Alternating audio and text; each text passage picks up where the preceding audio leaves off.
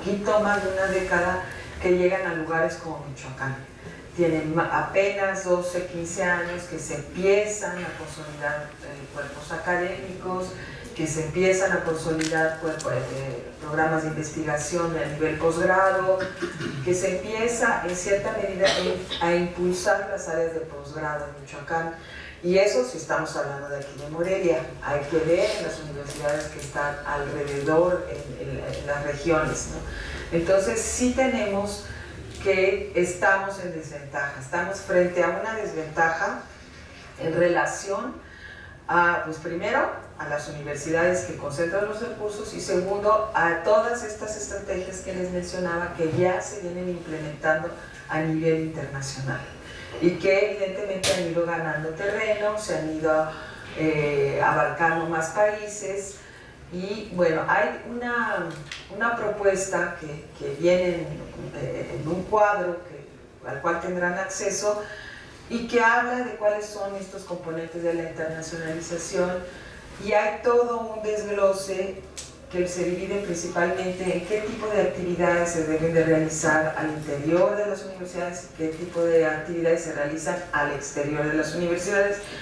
Esta clasificación que realiza una investigadora canadiense, Knight, más o menos son las que el esquema que ha ido siguiendo varias universidades, por ejemplo en Estados Unidos, en Inglaterra, inclusive en España, que son las principales instituciones de educación que han establecido estrategias de internacionalización por todos lados. Tiene que ver también, y eso es importante señalar, que por ejemplo Inglaterra tiene acuerdos de colaboración con los que eran todo el grupo del Commonwealth, que tiene que ver con Australia, con Sudáfrica e inclusive excolonias. Entonces toda esta ampliación, digamos, del esquema educativo que se restringía a los países ahora ya alcanza inclusive todo este tipo de colaboraciones transnacionales. Y lo mismo, por ejemplo, en España. España tiene mucha presencia en el sistema educativo mexicano, aduciendo a esta relación ancestral de excolonia igual, ¿no? Entonces, bueno, también hay que saber que tiene que ver con esto. Entonces, bueno, las actividades los voy a ir tocando esas actividades de la internacionalización de acuerdo a esta clasificación, intentando clarificar de manera rápida a qué se refiere y que de alguna u otra manera todos hemos escuchado e inclusive hemos participado en alguna actividad de ese tipo, pero que según esta propuesta es lo que ya se está llevando a cabo en varias instituciones de educación superior. Bueno, estas estrategias de internacionalización al interior están enfocadas, cuando se trata del plan de estudio, se propone que se integre en el plan de estudio temáticas internacionales, que se incorpore cuestiones de multiculturalidad y en nuestro caso de interculturalidad, porque tenemos en México una diversidad intercultural muy importante que no está incluida normalmente en las universidades. Se ha hecho un esfuerzo recientemente a través de estas universidades interculturales, pero en los esquemas tradicionales de educación superior no hay un esfuerzo contundente para incluir esta diversidad que tiene nuestro país. Otra parte importante del plan de estudios tiene que ser la lengua obligatoria, una segunda lengua, un segundo idioma. Esta parte ahora ya se empieza a ser cada vez más importante, pero solo a nivel de posgrado. A nivel de licenciatura todavía no es obligatorio tener un segundo idioma, y esto sí es importante señalar, es fundamental. Mucha de la literatura que se produce en cualquier tema está escrita en inglés, que es considerado el idioma científico. Entonces, cuando uno no tiene el segundo idioma, siempre hay una limitación en el aspecto de poder ser no nada más de comunicar, sino de acceder a los materiales que nos facilita la tecnología. Por ejemplo, poder acceder a cualquier buscador de información científica, pues vamos a encontrar que no es lo mismo cuando nada más estamos hablando de un solo idioma que cuando ya podemos expandir la búsqueda a nivel inglés. Entonces sí es muy importante que el manejo del segundo idioma y el inglés, por lo menos en nuestro caso, fuera obligatorio desde la licenciatura, y se puede desde antes.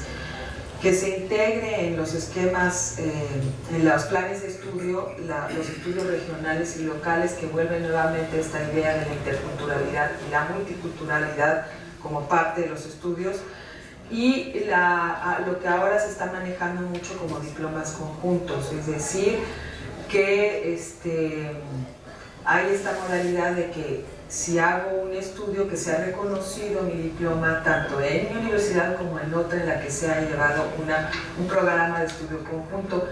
Esto requiere que haya todo un análisis de la currícula y de ver cómo haya revalidaciones. Ya hay varias instituciones de educación superior que lo están llevando a cabo, como les mencionaba en un inicio, particularmente la UNAM. Bueno, internacionalmente como una innovación que puedan implementarse en otros países y que esto nos vaya o nos permita generar un intercambio educativo interesante. Como es una situación que se ha ido hablando en México, que tenemos y ya es un problema serio, de que regularmente traemos modelos y los queremos implementar en nuestro país, y México, ¿qué es lo que está generando? Efectivamente sí hay mucha propuesta educativa mexicana, pero todavía no ha generado una fuerza tan grande como para poder ver que nuestro país sea visto como un país que propone, que genera propuesta innovadora, y en este sentido pues yo creo que hay mucha tarea que hacer, ¿no? Desde el ámbito donde estamos, en la mesa donde estamos de reflexión hacia las innovaciones educativas, pues yo creo que es un tema que nos puede abonar mucho para poder continuar con el trabajo. Doctor Luis, no sé si quieras comentar algo al respecto. Sí, muy bien, gracias.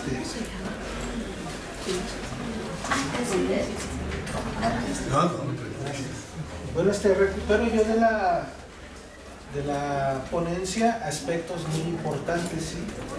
Si realizamos nosotros un análisis con base en los comentarios que compartimos el día de ayer en las ponencias, vimos nosotros que la innovación y la investigación están muy vinculados. Pero ahora con la exposición en esta conferencia nos damos cuenta que estos dos elementos hay que añadir también lo que son las políticas educativas que transforman a las instituciones de educación superior, pero así como esquemas de financiamiento y otros esquemas de adecuación a los diseños curriculares que nos permitan incorporarlos en una sociedad.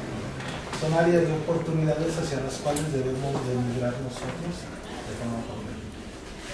Muy bien, sí, maestro.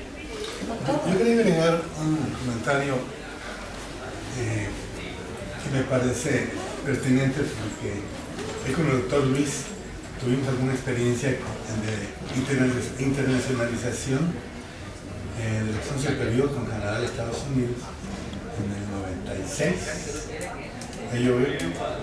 Entonces esta exposición no podemos verla más que de ojos críticos a la luz de lo que ha pasado en México en estos años, porque se trata, como dice el doctor Luis, de un problema de política educativa. Hace poco la normal urbana de Michoacán, de aquí de Morelia, cumplió 100 años. Y es increíble que mucha gente no sabe que en esos 100 años nunca tuvo posgrado, ni tiene. No tiene investigación institucionalizada. Entonces, ¿de qué políticas de Estado se trata? ¿No? Una política de freno, de instrumentalización de la educación superior. Esa experiencia de Canadá y Estados Unidos la hicimos nosotros a pesar de esas políticas. A través de Internet, que en aquel tiempo ya empezaba a ser una herramienta importante de comunicación internacional, pudimos construir los pares y la red que necesitábamos con Pittsburgh, con Utah, con Laval, con Sherbrooke, y después de ahí derivó un doctorado internacional que diseñamos aquí, con colegas de Brasil, de Cuba, Estados Unidos, de la UNAM, de la UAM, de la UPN Ajusco. Entonces son experiencias vivas, reales. Y desde esas experiencias, tenemos que decir que se trata de dar el vuelco a la política educativa desde los protagonistas, que es la base magisterial, los padres de familia, los alumnos. Porque eso que dice la conferencista al principio, de que la internacionalización debe servir para la consolidación de las élites académicas, y la posibilidad de que las universidades se financien sirviendo al capital privado, pues es un camino, es una vía muerta de ferrocarril que no nos va a llevar a nada. Es decir, eso no ofrece ninguna solución para la grandes mayoría de este país. Se trata entonces de ver con ojos más críticos el problema y construir un sujeto que no está visible, que es la organización de los profesores, de los padres de familia, como protagonistas de política educativa, reales, y no sujetos, y no objetos de una política educativa vertical, elitista, excluyente, segmentadora de la sociedad, reproductora de este esquema que estamos viviendo ya, que es insostenible, de exclusión de más de las 2/3 partes de la población, ni como productores ni como consumidores, son pertinentes ya para el mercado capitalista nacional e internacional. 2/3 partes mínimamente de la población no hacen viajes, no tienen electrodomésticos significativamente, digamos, varios al mercado, automóviles, etc. Entonces, este modelo y este sistema nos ha llevado a una vía muerta de ferrocarril, hablando en términos de desarrollo. No podemos hablar de sostenibilidad. Y precisamente la educación es un factor central para dar el giro, y la educación básica más todavía. De eso hablaremos más adelante. Pero yo quería señalar esto porque la internacionalización de la educación superior y básica deben tener otros protagonistas y no solamente las élites académicas. Sí, de hecho, uno de los temas que llama la atención en de la conferencista, desde mi punto de vista, es la parte de la mercantilización de la educación, ¿no? Cuando responde a estos intereses que comenta el doctor, obviamente la educación se mercantiliza y el esquema para generar la internacionalización viene visto desde fuera, o sea, los recursos que te pueden llegar, lo que puedas conseguir o lo que puedas hacer a partir de lo que te marcan las políticas internacionales, ¿no? Entonces, ese es un riesgo que se corre cuando no vemos que se puede generar un esquema diferente. Ayer en la conferencia que nos compartió el doctor Luis, incluso presentó un ejemplo vivo de cómo él está trabajando investigación y cómo está aplicando la tecnología, ¿no? Y entonces podríamos pensar que el esquema tendría que ser desde allí, desde cómo se asume el docente, cómo se asume la práctica educativa, cómo se asumen los actores educativos, cuál es su intervención y cómo todos se podrían abonar desde su mirada y desde dónde están para generar propuestas educativas que incidieran en un cambio social importante, en una mejora de calidad de vida y de conciencia, desarrollo de conciencia, y que pudiera ser también un aporte a otros ámbitos internacionales, ¿no? Yo creo que sí, uno de los retos es precisamente eso, separar la educación para que no se vuelva, no se mercantilice. Sabemos que bueno, Castel lo plantea, ¿verdad? En las sociedades del conocimiento, el conocimiento es un producto, se intercambia y genera ganancia, ¿no? Y entonces desde ahí de repente cuando mercantilizamos las cosas pierden mucho su esencia. Yo estoy de acuerdo con lo que plantea el doctor, cuidar esta parte. Y bueno, no sé si tengan algún otro comentario que hacer. Si no, pues vamos a pasar a la segunda propuesta de trabajo de la mañana, que es el debate. Ya llegaron nuestros ponentes, entonces vamos a preparar la mesa. Les pedimos unos 5 minutitos para que vayan, tomen agua y regresamos en 5 minutos para reunirnos.